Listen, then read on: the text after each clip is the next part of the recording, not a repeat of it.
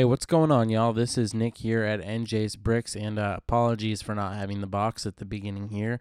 Little error in my recording process, but you can see I have knolled out some bricks here, lots of Technic pieces, because we are getting to build set 42122, the Jeep Wrangler. Now, I think I mentioned in previous videos, and you may have noticed that I'm not the biggest fan of building Technic. I find it to be a little bit tedious with all the tiny bricks and all the slots and fitting the different pieces together. However, they do produce some amazing mechanisms. So with all that being said, let's go ahead and build this Jeep. If you like this content, please like and subscribe down below, and stick around to the end of the video to see what I think of the model.